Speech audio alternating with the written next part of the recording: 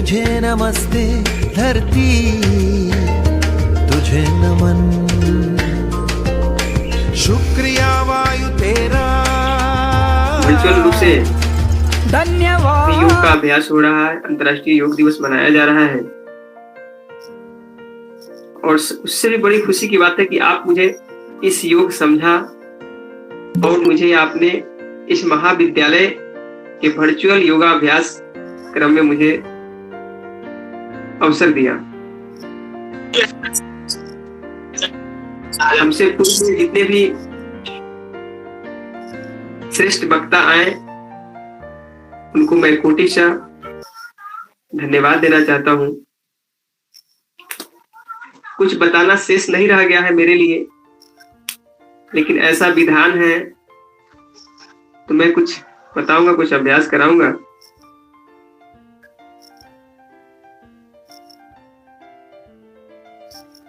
सबसे पहले मैं उस गुरु सत्ता को नमन करता हूं जिन्होंने मुझे इस योग बनाया। परम पूज्य स्वामी रामदेव जी महाराज के चरणों में कोटि कोटि नमन है, वंदन है। तो आइए सभी लोग सुख आसन में बैठे, दोनों पैर को सामने फैलाएं पहले, और पहले दाहिने पैर को मोड़े, तत्पश्चात बाएं पैर को मोड़े और जांघ के ऊपर रखें इस तरह से। मम्मा रोटी बनाओ ना। दोनों हाथ को ऐसे लगाएं और अपने छाती के पास लगाएं। हम लोग 3 बार उस परम सत्ता का आवाहन करेंगे, ओंकार ध्वनि का उच्चारण करेंगे। मन में ऐसी भाव रखें कि ओम इति एकाक्षर ब्रह्म, पूरा सृष्टि ओंकारमय है और मेरा जीवन इसी से मिला है और इसी में जाके समाहित हो जाएगा, इसी में जाके लय हो जाएगा, इसके सिवा कुछ नहीं है। तो आइए लंबा गहरा श्वास भरें और ओम का उच्चारण करें।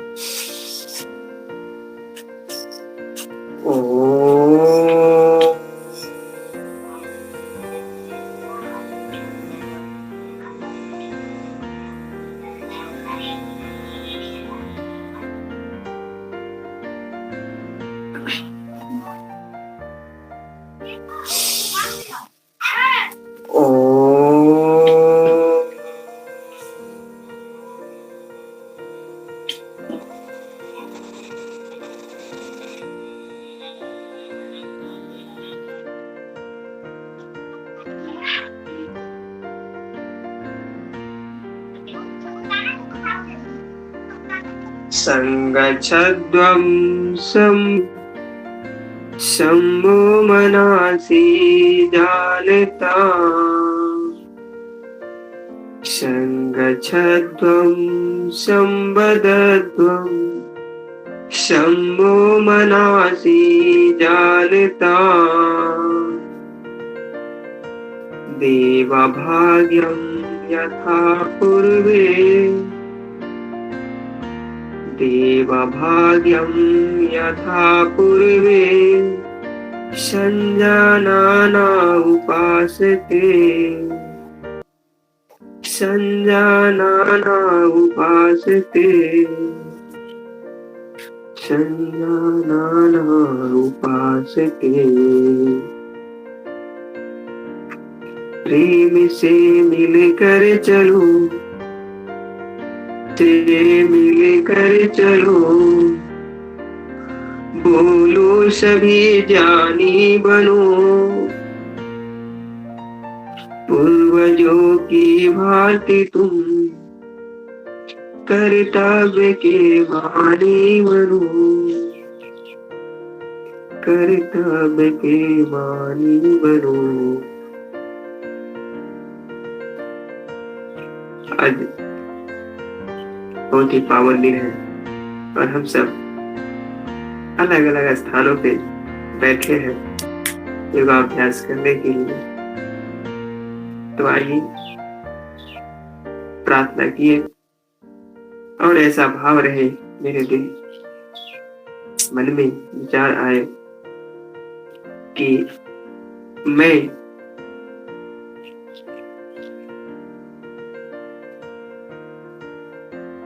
जो हूँ वो सब गुरु सत्ता ईश्वर के दिए हुए सौगात के रूप में है। मेरे पास कुछ नहीं है। इस अहोभाव से अपने जीवन को जिए। योग जीवन जीने की कला है। योग में जीवन ही इस सृष्टि के समस्त दुखों से दूर कर सकता है। अपने अंदर जो भी निराशा हताशा है उसे आप निकालें और ऐसा भाव रखें कि मैं शुद्ध बुद्ध नित्य चैतन्य आत्मा हूं। मैं कौन हूं, मेरा नाम क्या? मैं अनादि हूं, मैं अनंत हूं। मेरा नाम क्या, मेरा नाम क्या? अपने दोनों हाथ की तलहथियों को आपस में घर्षण कराते हुए जब आपके तलहथे गर्म हो जाते हैं तो आप अपने चेहरे पर ललाट पे धीरे धीरे सहलाएं और तत्पश्चात अपने नेत्र को खोलें।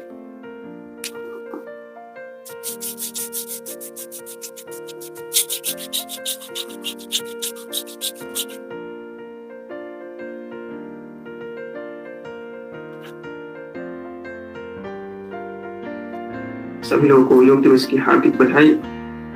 अब हम लोग सूक्ष्म व्यायाम यानी ग्रीवा संचालन का अभ्यास करेंगे।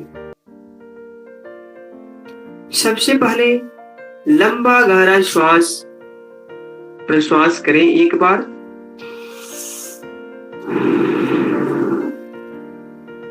अब दाढ़ी को आगे की ओर यानी टुड्डी को कंठकूप में लगाए, यहाँ पे लगाए धीरे धीरे।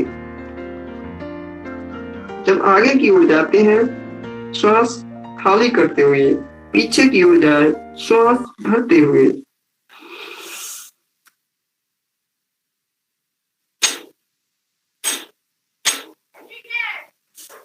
पुनः कुछ क्षण तक इसमें श्वास प्रश्वास लेते रहें। फिर जब लगे कि नहीं अब नहीं हो पाएगा तो धीरे धीरे श्वास खाली कर दो वापस। एक बार ये क्रिया और करेंगे।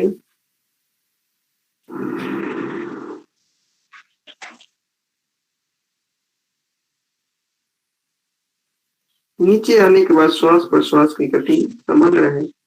फिर श्वास भर के ऊपर की ओर जाए पूर्ववत स्थिति में।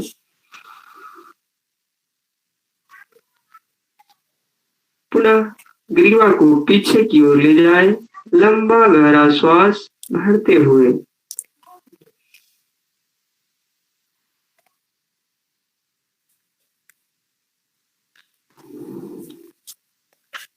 अब ग्रीवा संचालन का दूसरा अभ्यास। अपने गर्दन को दाहिने तरफ इतना झुकाए कि आपका कान कंधे से लग जाए। दोनों हाथ घुटना पर ही रहे, सुख आसन की स्थिति में ही करें।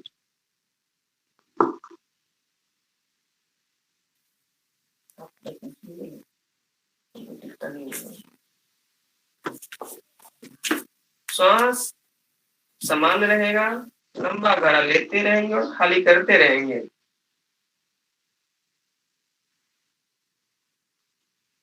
श्वास भरी को वापस आए, फिर श्वास खाली करके अपने बाएं तरफ गर्दन को ले जाएं और कान को कंधे से लगाने का प्रयास करें।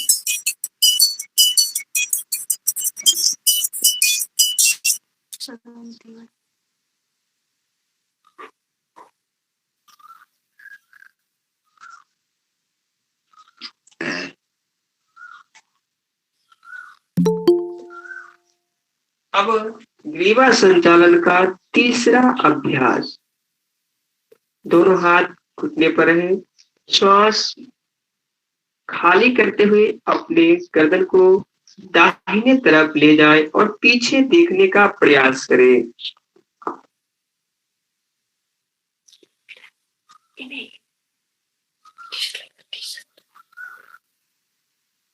फिर श्वास भरते हुए वापस,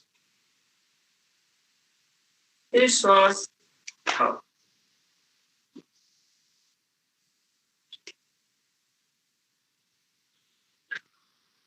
पुनः श्वास भरते हुए वापस। यह आपका 3 अभ्यास हो गया ग्रीवा संचालन का। अब ग्रीवा संचालन का तीसरा अभ्यास, अपने गर्दन को गोल गोल घुमाना है, घड़ी की दिशा में और घड़ी के विपरीत दिशा में। तो आइए अपने गर्दन को गोल गोल घुमाते हैं, दाहिने से बाएं।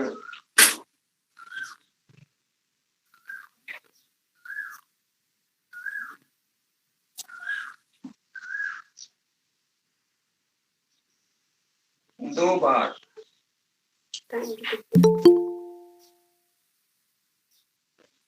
फिर बाएं से दाहिने 2 बार।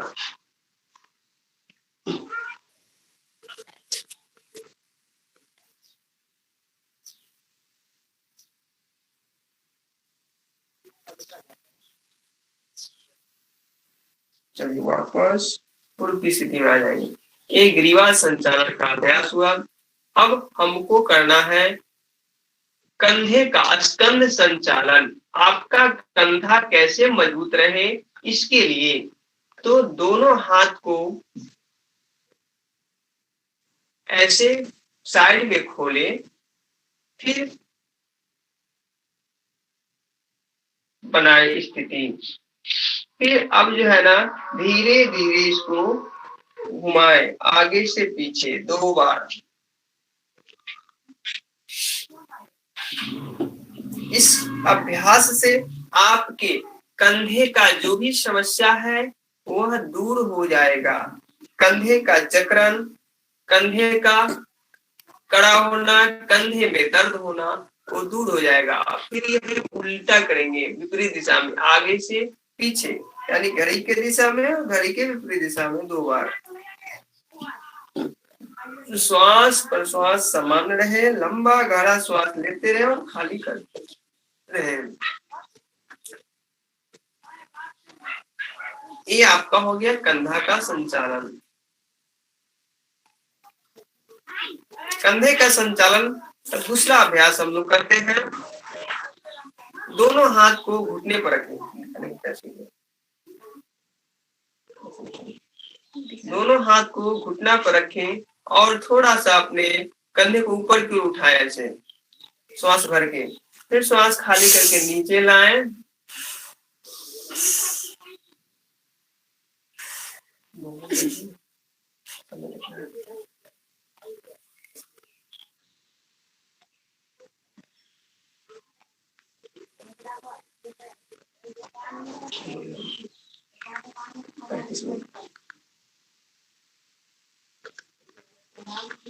अब इसी का उल्टा,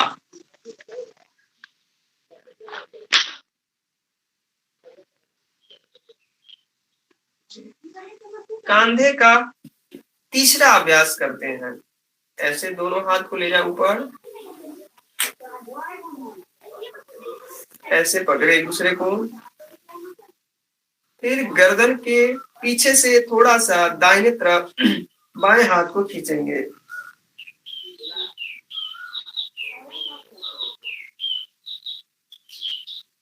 फिर वापस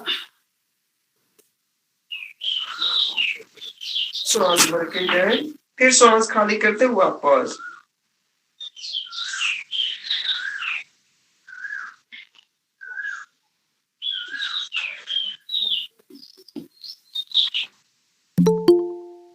चलिए अभ्यास आपका हो गया। अब हम लोगों को करना है बैठ करके ही कुछ घुटने का संचालन करना है।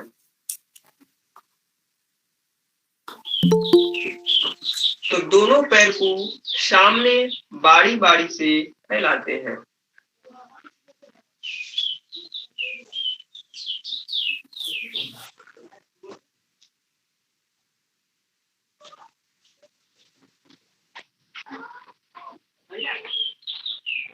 दोनों हाथ को इस तरह से लगाएं कुल्हा के पास कि हाथ पे शरीर का भार ना हो, और दोनों पैर एक सीध में रहे, गर्दन एक सीध में रहे, और अपने दोनों हाथ से एक पैर को पकड़े ऐसे जांघ को। हेलो सर, ये कौन सा आसन है? ये आपका घुटने संचालन का अभ्यास है, जिससे कि आपका घुटना स्वस्थ, सुंदर, सुडौल होगा।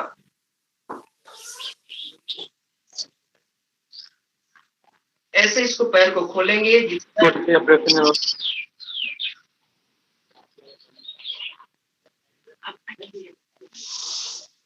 दो बार करेंगे दाहिने से और फिर 2 बार बाएं से।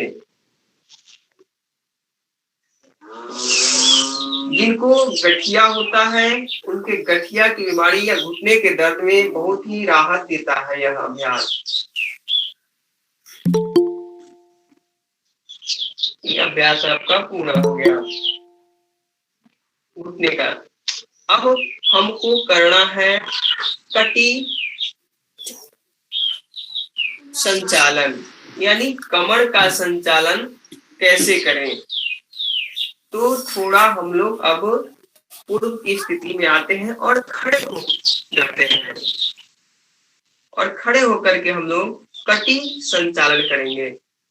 तो आइए सभी लोग खड़े होकर के करने का प्रयास करें।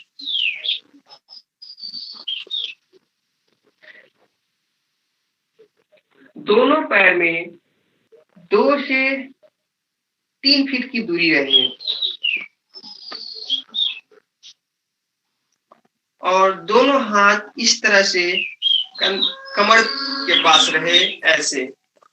फिर श्वास खाली करते हुए अपने दाहिने तरफ मुड़ेंगे।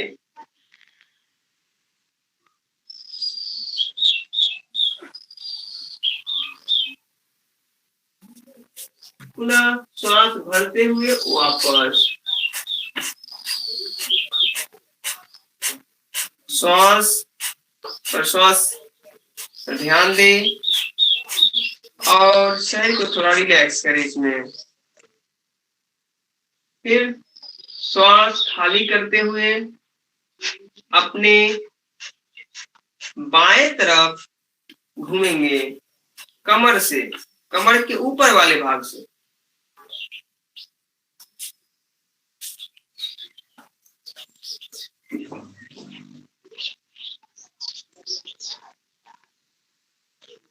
आपका कटी संचालन का अभ्यास हो गया। आइए अब हम लोग चलते हैं खड़े होकर के किए जाने वाले आसन की ओर।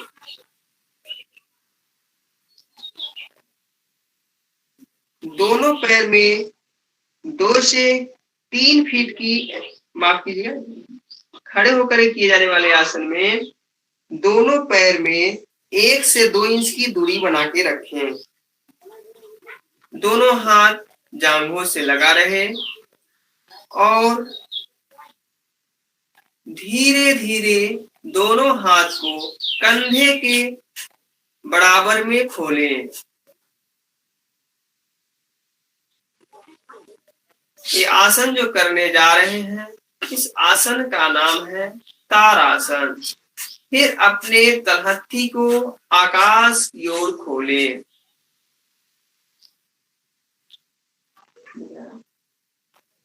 पुनः अपने दोनों हाथ को ऊपर की ओर ले जाए, श्वास भरते हुए। दोनों हाथ को यहाँ पर इंटरलॉक करें ऐसे। फिर यहीं से इसको ऐसे घुमा दे, पलट दे। लंबा गहरा श्वास भर के अपने पंजे पर खड़े हो और दोनों हाथ ऊपर जाए, दोनों की उंगली सीधी हो जाए।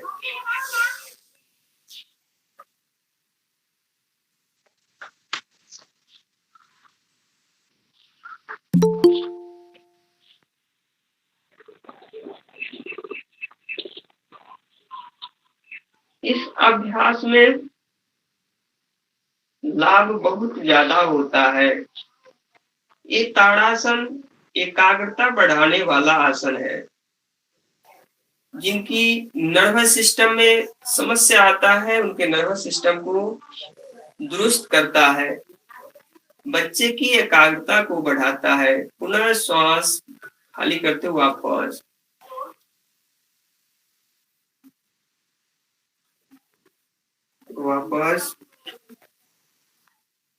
इस अभ्यास में हमको सावधानी भी कुछ बरतना है। जिनको चक्कर आता है उन्हें यह अभ्यास नहीं करना। जिनके घुटना का ऑपरेशन हुआ हो या घुटने में बहुत ज्यादा दर्द रहता है, उनको यह अभ्यास नहीं करना है। अब हम लोग करने जा रहे हैं वृक्षासन। वृक्ष का मतलब होता है पेड़, और पेड़ की तरह अपने शरीर की आकृति को बनाते हैं। सबसे पहले हम अपने बाएं पैर को मोड़ते हैं और दाहिने जांघ के अंदरूनी पार्ट में लगाते हैं। एरी आपका मूलाधार से लगा हो, एनस से लगा हो।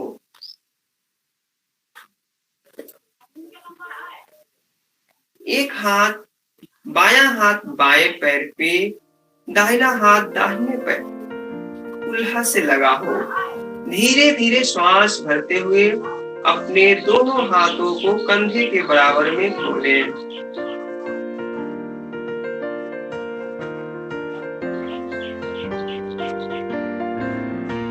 इस आसन को कहीं कहीं अर्ध कटी वृक्षासन भी बोला जाता है। ये भी संतुलन का ही आसन है। इसमें ध्यान को केंद्रित करने के लिए अपने सामने किसी एक बिंदु पर ध्यान को केंद्रित करें। आपका ध्यान बहुत अच्छा हो जाएगा। आपकी मनोदशा और शारीरिक दशा दोनों सुधर जाता है। जिनकी याददाश्त कमजोर है उनको यह अभ्यास जरूर करना चाहिए। जिनके मन में बहुत ज्यादा चंचलता है वो अवश्य करें। धीरे धीरे जब इस स्थिति में आते हैं तो श्वास प्रश्वास समान रहेगा। श्वास लेते रहेंगे और खाली करते रहेंगे धीरे धीरे। फिर वापस श्वास खाली करते हुए आते हैं। सहज क्रिया करना है, इसमें कोई जल्दीबाजी नहीं करना। अब यही क्रिया को हम दूसरे पैर से भी करेंगे, बारी बारी से। अब दाहिने पैर को मोड़कर बाएं जांघ के अंदरूनी पार्ट से लगाते हैं और एरी मूलाधार से स्पर्श करता हुआ रहे। फिर धीरे धीरे दोनों पैर में संतुलन बनाए रखे और धीरे धीरे दोनों हाथ को खोलेंगे कंधे के बराबर में। तलहत्थी को आकाश की ओर खोले और लंबे गहरे श्वास प्रश्वास के साथ ऊपर ले जाए दोनों हाथ को और नमस्कार की स्थिति बनाए। श्वास प्रश्वास समान रहे और दृष्टि किसी बिंदु पे सामने।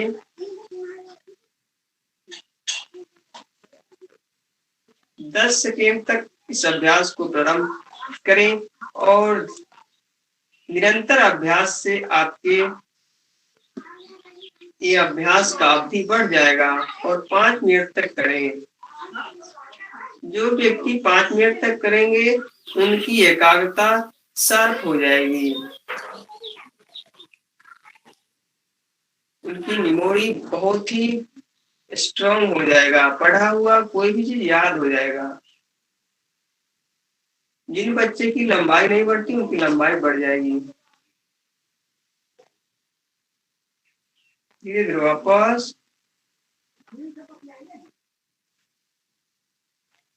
ये आपका वृक्षासन हुआ। अब हम लोग करेंगे पाद हस्तासन।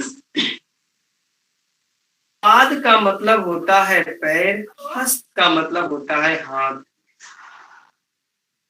और पाद हस्तासन यानी पैर के पास ही हाथ लग जाता है, इसीलिए इसका नाम पाद हस्तासन। इस आसन को करने के समय थोड़ा सावधानी रखें। जिनको चक्कर आता हो या कमर में दर्द हो या पेट का ऑपरेशन हुआ हो वो ये अभ्यास न करे। जिनको मिर्गी की समस्या है उनको नहीं करना चाहिए, बाद बाकी सभी लोग कर सकते हैं। लंबे गहरे श्वास के साथ दोनों हाथ को सामने से खोले, फिर श्वास भरते ऊपर ले जाएं और हल्का पीछे झुके, इतना झुके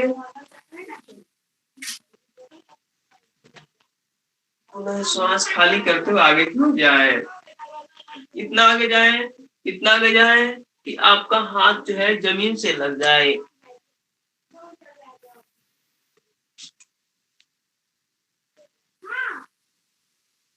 श्वास पर श्वास में समान रखें।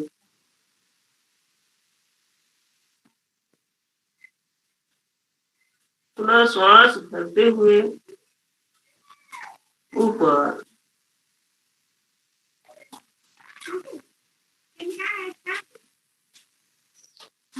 इससे आपका मेरुदंड लचीला बनता है। और जिन बालक या बालिकाओं को युवा काल में बहुत सारे यौन दोष होते हैं वो दूर हो जाते हैं। जिनकी लंबाई नहीं बढ़ती उनकी लंबाई बढ़ जाती है। अब आगे हम लोग करते हैं अर्ध चक्रासन।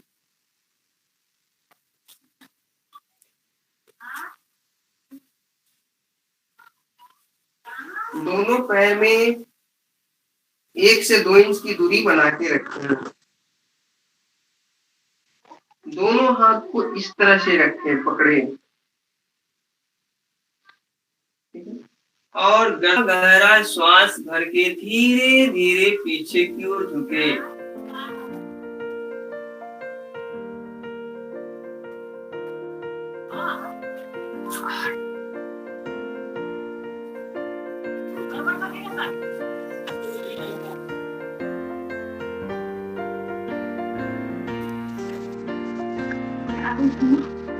आगे आगे।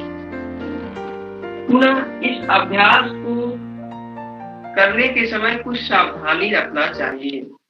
सावधानी यही कि जिनको चक्कर आता हो, जिनको मृगी की समस्या हो, इनको ये अभ्यास नहीं करना चाहिए। लाभ इससे जो लोग इस अभ्यास को करते हैं निरंतर, तो उनके ब्लड सर्कुलेशन अच्छा होता है, मेरुदंड लचीला होता है और लंबर की समस्याएं नहीं होती है। सर्वाइकल स्पॉन्डिलाइटिस की समस्याएं नहीं होती है। अब हम लोग करते हैं त्रिकोणासन। दोनों हाथ को साइड में लगाएं, धीरे धीरे पहले बाएं पैर को खोले, फिर दाहिने पैर को खोले। अब हम लोग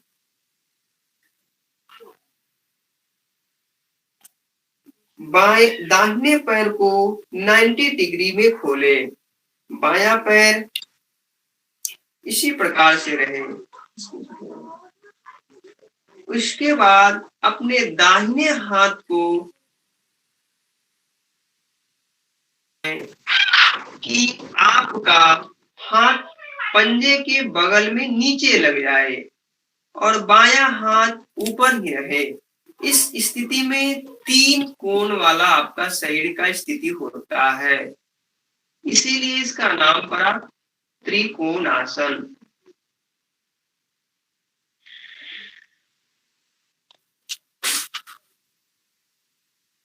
दृष्टि ऊपर की ओर।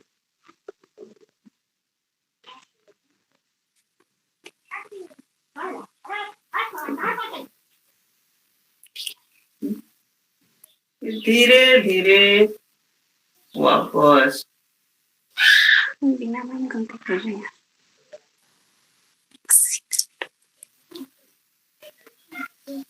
यही क्रिया दूसरे पैर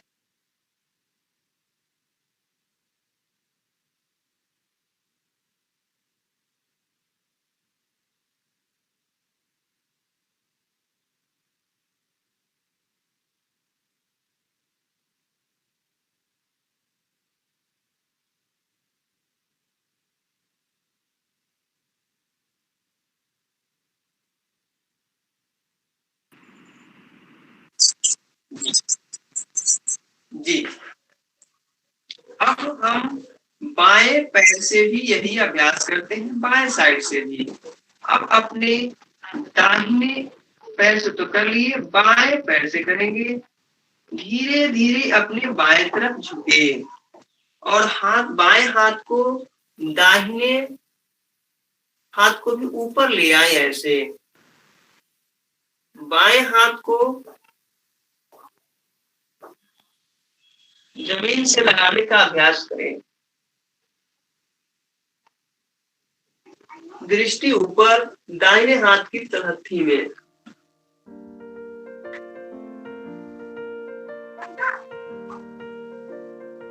धीरे धीरे इसमें श्वास इस स्थिति में आने के बाद श्वास प्रश्वास समान रहे।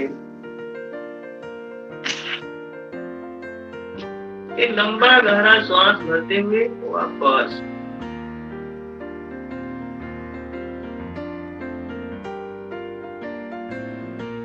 वापस आते हैं।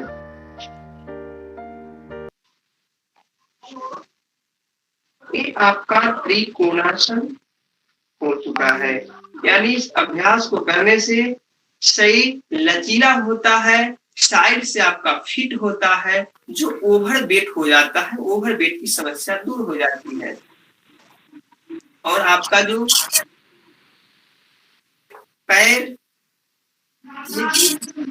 जो भी समस्याएं होती है, जांघों की नसों में जो समस्याएं होती है, वो सारी समस्याएं दूर होने लगती है धीरे धीरे अभ्यास करने से।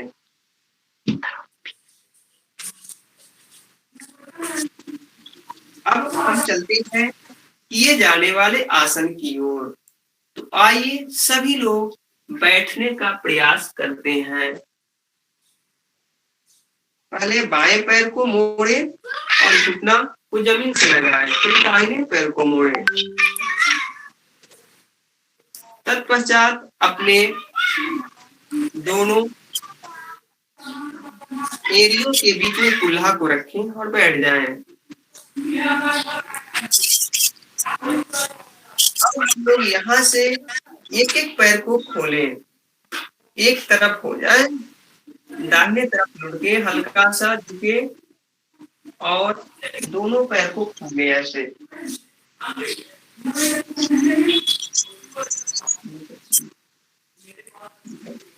अभी जो हम इस स्थिति में हैं, इस स्थिति का नाम है दंडासन। इसमें शरीर आपका जो है दंड की तरह होता है। दोनों हाथ में कहीं भी इसमें जोर नहीं देना है। इस तरह से रहे, गर्दन सीधा रहे। अब हम लोग धीरे धीरे एक एक पैर को मोड़ेंगे। पहले दाहिने पैर को मोड़े और फिर बाएं पैर को मोड़ेंगे। देखिए कैसे। अभी जो हम लोग करने जा रहे हैं जो आसन, उस आसन का नाम है भद्रासन। भद्र का अर्थ होता है सुंदर, सुमधुर। और भद्रासन जब हम करते हैं तो इससे शरीर की आकृति सुंदर होती है। आपके शरीर जो है सुडौल होता है।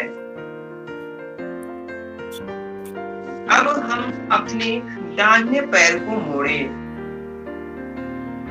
भद्रासन करने में सबसे पहले वज्रासन में आना होता है। अभी हम लोग जो है जिस स्थिति में है, ये वज्रासन का स्थिति है। अब यहीं से हम दोनों पैर को फैलाते हैं।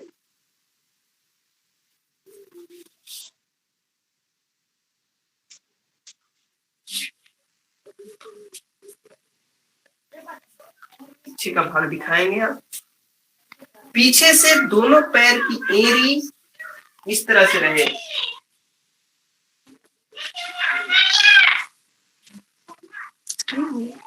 एड़ी, दोनों पैर की एड़ी अलग अलग रहे और दोनों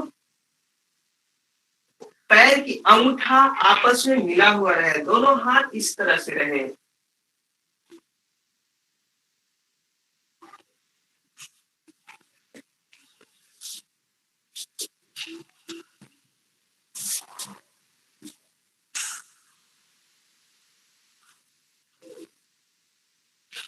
इसमें श्वास प्रश्वास समान रहेगा।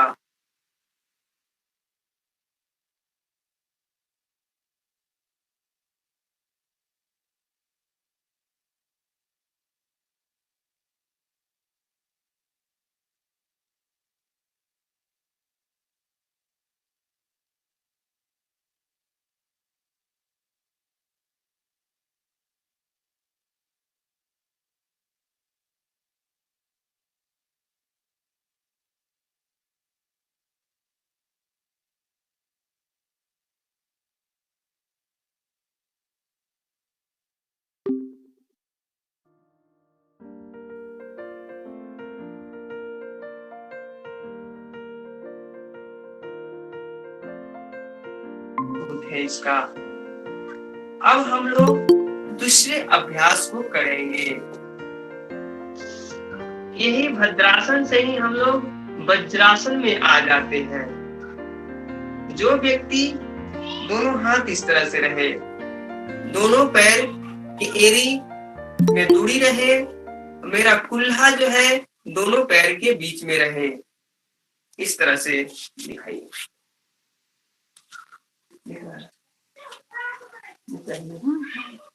इस तरह से गर्दन सीधा, ना पीछे झुका हुआ ना आगे झुका हुआ, एकदम सीधा। मेरुदंड, जो लोग को आदत होता है ढीले ढाले बैठने का, टेढ़े मेढ़े, उनकी स्थिति सुधर जाती है और आपका मेरुदंड सुंदर हो जाता है। जिनका पाचन क्रिया मंद है, वो हमेशा भोजन करने के बाद इस आसन में बैठे, उनकी पाचन क्रिया सुंदर हो जाएगा, कब्ज मिट जाएगा। अब हम लोग करेंगे अर्ध उष्ट्रासन। अर्ध उष्ट्रासन का अभ्यास हम लोग करते हैं वज्रासन से ही। अर्ध उष्ट का मतलब होता है ऊंट, यानी अपना शरीर जो है ऊंट की तरह होता है। तो आइए सभी लोग अपने घुटने के बल खड़े होते हैं। दिखाइए। दोनों हाथ को एक, बाएं हाथ को दाहिने बाजू पे और दाहिने हाथ को बाएं बाजू पे रखते हैं ऐसे, और लंबा गहरा श्वास भर के अपने पीछे की ओर यथासंभव झुकने का अभ्यास करते हैं।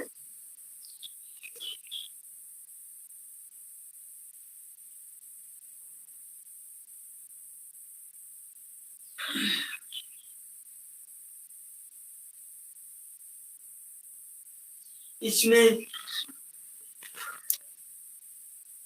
स्थिति में जाने के बाद हमको श्वास प्रश्वास पर नॉर्मल ध्यान देना है। अगर हो सके तो श्वास धीरे धीरे लेते रहे और खाली करते रहे, नहीं तो कुंभक के साथ भी कर सकते हैं। जिनको हृदय रोग है वो इस अभ्यास को ना करें। एक बार ये अभ्यास और करेंगे।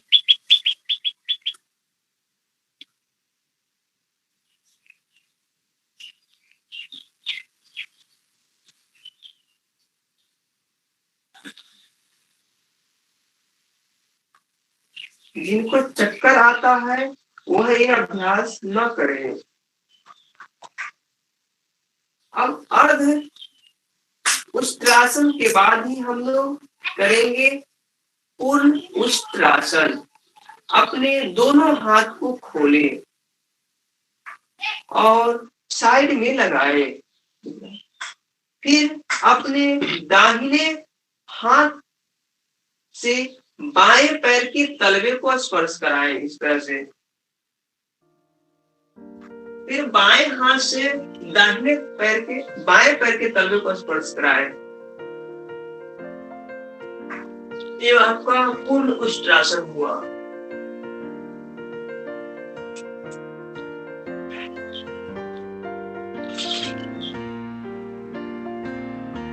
फिर श्वास भरते हुए आप पहले बाएं हाथ को आगे लाएं, फिर दाहिने हाथ को। आपका ये पूर्ण उष्ट्रासन समाप्त हुआ। इससे आपका रीढ़ की हड्डी लचीला बनेगा, आपका शरीर सुंदर होगा और कभी भी बुढ़ापा नहीं आएगा। जो लोग यंग रहना चाहते हैं वही अभ्यास अवश्य करें। अब हम लोग करना है उत्तान मंडूकासन।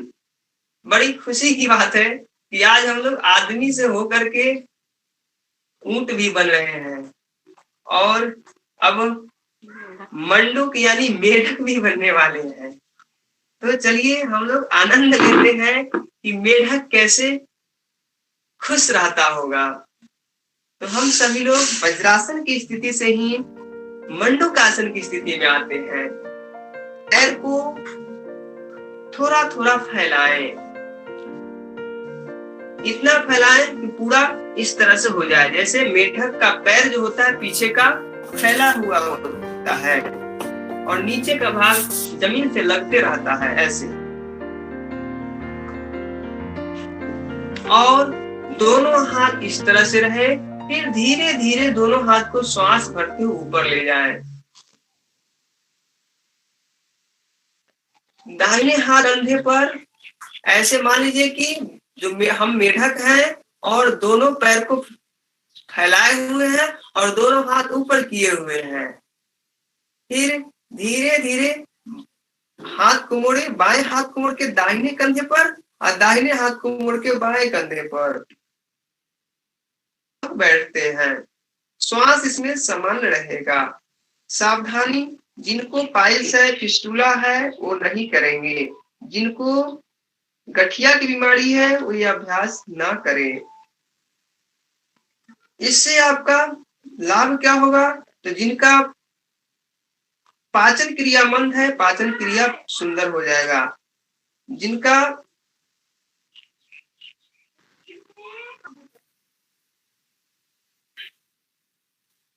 जिनको मधुमेह की समस्या है, मधुमेह की समस्या दूर हो जाएगी। जिनको जांघ कमजोर है पैरों की नस नाड़ी कमजोर है, वेरिकोज वेन में कोई समस्या है तो वेरिकोज वेन सुंदर हो जाएगा। तो जिनको वेरिकोज वेन की समस्या है वो धीरे धीरे 10 सेकेंड से लेके 15 सेकेंड तक करे और ज्यादा देर ना करे। ये धीरे धीरे वापस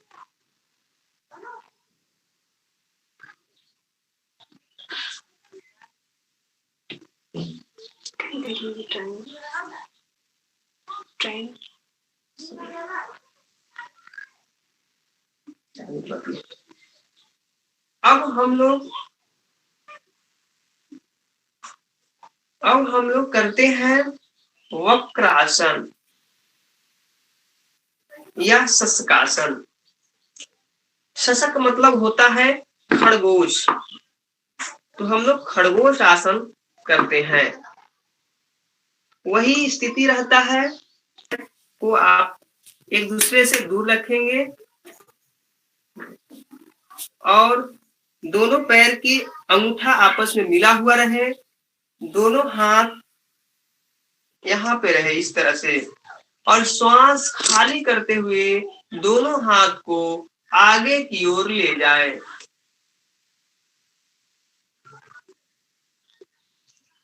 शरीर पूरा आपका जमीन से लग जाए और जो आपका टुड्डी है और टुड्डी आपका जमीन से लगा हो। श्वास प्रश्वास समान रहे, श्वास लेते रहेंगे और खाली करते रहेंगे।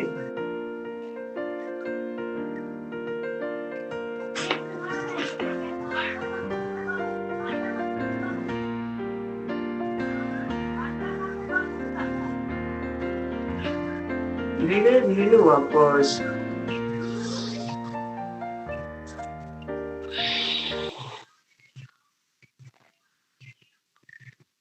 हम लोग वापस आते हैं।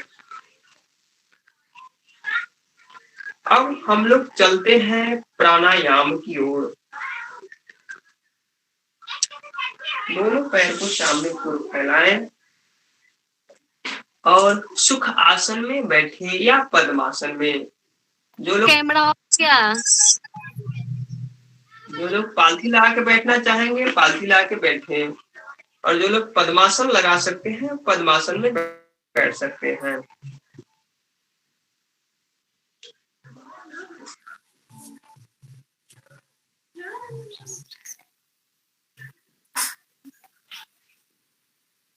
अब हम लोग कपाल भाती का अभ्यास करेंगे।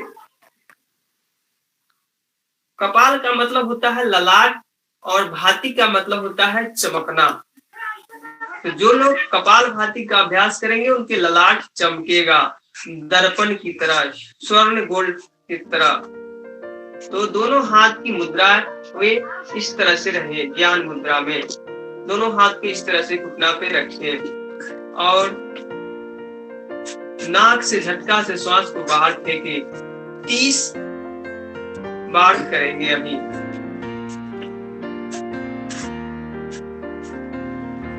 एक सेकेंड में एक अभ्यास करते हैं।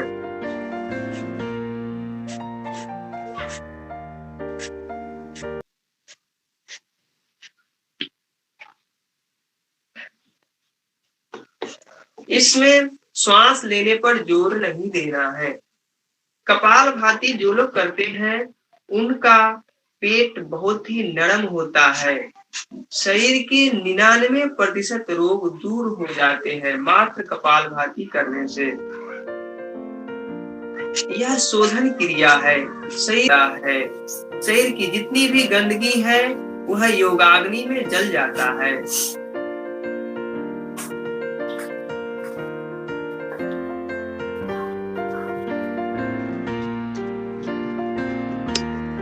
करते रहिए और भाव ऐसा रखें कि आपके शरीर के अंदर की जो भी बाधाएं हैं, जो भी व्याधि है, सब जल रहा है।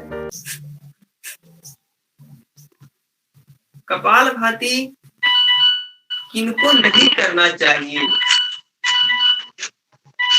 तो जो माताएं बहनें गर्भवती हो उनको नहीं करना चाहिए। जिनको प्रोस्टेट, पुरुषों को प्रोस्टेट की ऑपरेशन हो वो नहीं करेंगे।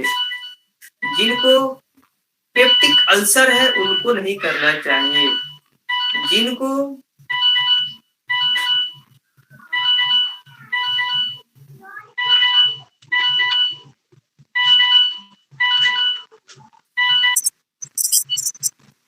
जी ओम।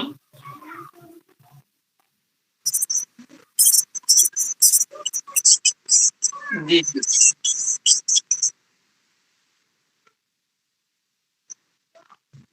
अब हेलो। जी।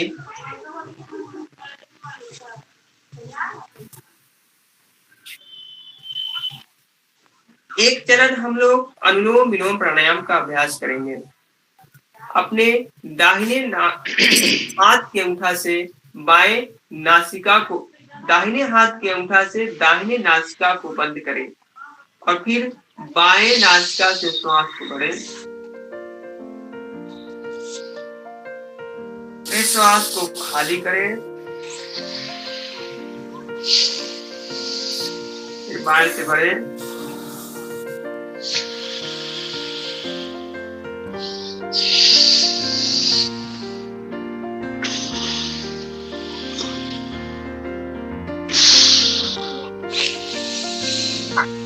बाएं से भरे, दाहिने से खाली करें, पुनः दाहिने से भरे, बाएं से खाली करें।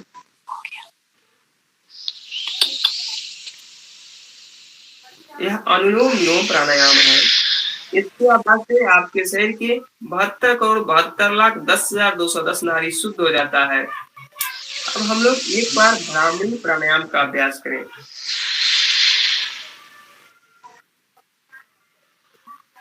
अपने दोनों हाथ के अंगूठे से कान के को बंद करेंगे और लंबा गहरा श्वास भर के की तरह गुंजन करते हैं। प्रथम उंगली लाट पे, बाद बाकी शेष 3 उंगली आंखों पर। आंखों को दबाना नहीं है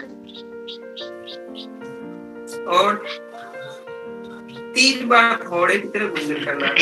आपके दांत को नहीं बैठाना।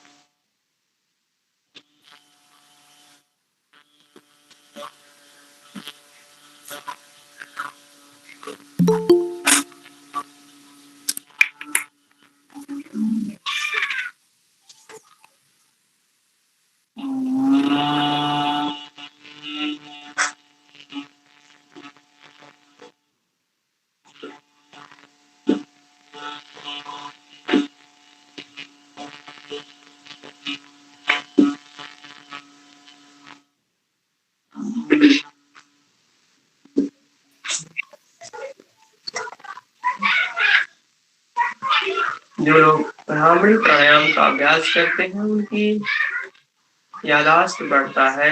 जिसको नींद नहीं आता उनकी नींद खुल जाता है। हम लोग करते हैं प्रणव ध्यान। लास्ट है जी प्रणव ध्यान।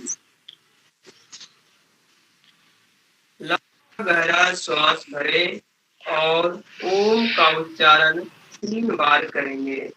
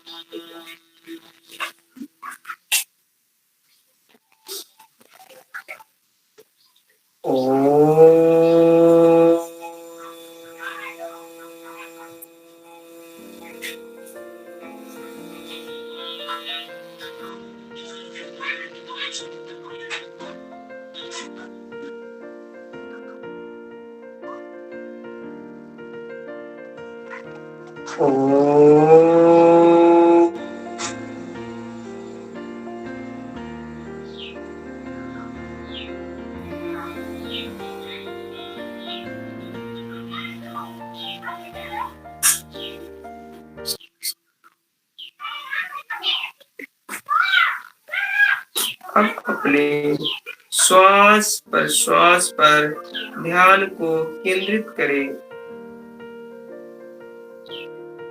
जो आपके अंदर श्वास प्रवेश कर रही है और पुनः बाहर आए जा रहा है, उसको काउंटिंग कीजिए, उसको देखिए कहाँ से आ रहा है और कहाँ जा रहा है। एक ऐसी स्थिति आती है कि आपका श्वास प्रश्वास ओंकारमय हो जाएगा। ओम ओम का जप करते रहेगा। तज पस तदर्थ भावनम, जो हम ओम का जप करते हैं और प्राणायाम का तप करते हैं, तो इससे हमारे दुखों का समूल नष्ट हो जाता है। इस लौकिक युग और परलौकिक युग, इस दुनिया का भी।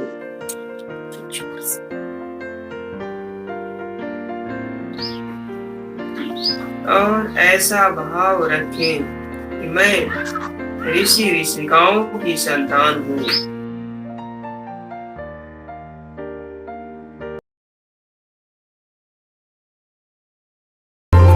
सूर्य तुझे नमस्ते, धरती तुझे नमन, शुक्रिया वायु तेरा, धन्यवाद गगन। कोश कोश का अभिनंदन, श्वास श्वास में हो चंदन। विश्व